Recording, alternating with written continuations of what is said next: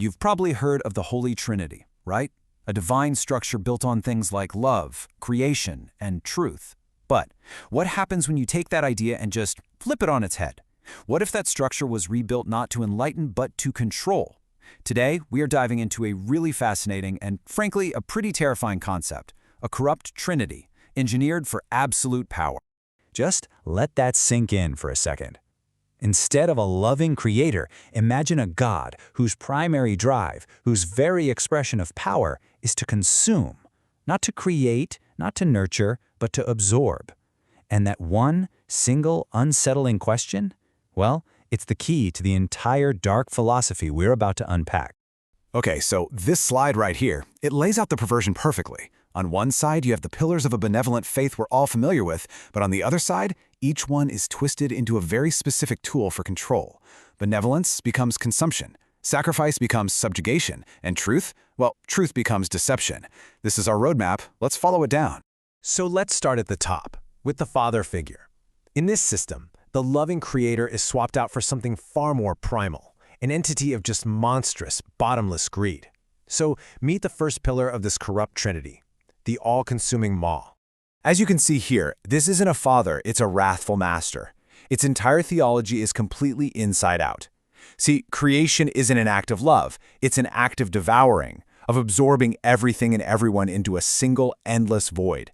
And that leads to a really chilling philosophical goal, the total annihilation of the individual, not for salvation, but just for absorption. And this quote, wow, it just perfectly sums up the whole terrifying idea. To the maw, your existence, my existence, our very individuality is just a mistake.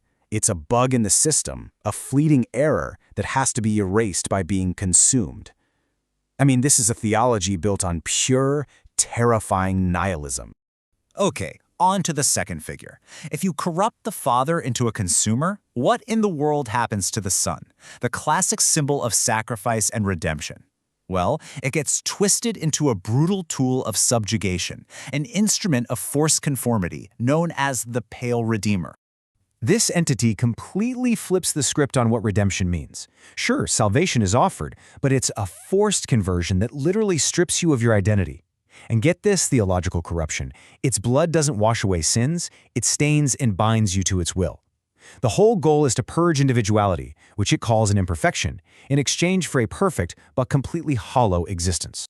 And that is the cruel bargain right there. You give up who you are, your thoughts, your freedom, your entire self, and in return, you get to be part of a mindless, perfect whole. It's total conformity just dressed up to look like enlightenment. So we have a God that consumes and a Redeemer that forces conformity. How do you get people to actually go along with this? Well, you corrupt the very idea of truth itself. And that is the job of the third entity, the spirit of spiritual sabotage, the whispering seraph. This thing is basically a spirit of pure deception. Instead of divine guidance, it's just feeding you lies and sowing paranoia. Its theological goal is to sanction any atrocity by framing it as a divine revelation. This just completely shatters objective morality, right? It replaces it with this subjective, whispered truth that can be used to justify absolutely anything. And here's the really insidious part. It creates this self-perpetuating feedback loop. The more cruel the acts, the more the followers are assured by these whispers that they're on the right path. It's a terrifyingly effective system for keeping people zealously devoted to an evil cause, all under the guise of religious purpose. So how do these three horrifying entities actually work together?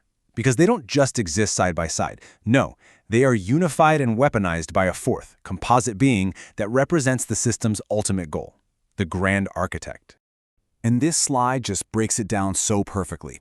It's a systematic dismantling of freedom. Step 1, the maw consumes all existence, which erases the past. Step 2, the Redeemer subjugates the individual, which erases the self.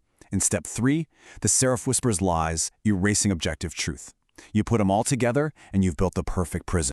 The Grand Architect is the final product. It is the apotheosis of total conformity.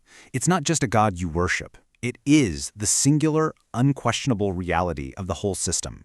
When it's around, there's just no room for other thoughts, other beliefs, or any kind of real spirituality. There is only the one corrupt, unified state. You know, to put it all in perspective, maybe think of it like this. A healthy, life-affirming theology, it's kind of like a stained glass window. It's designed to let the divine light in, but in a way that reveals this beautiful, complex pattern of all these different colors.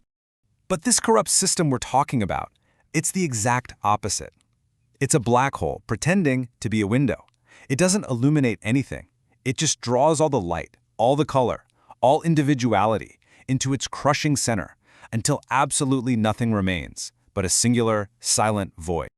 And that kind of leaves us with one last thought.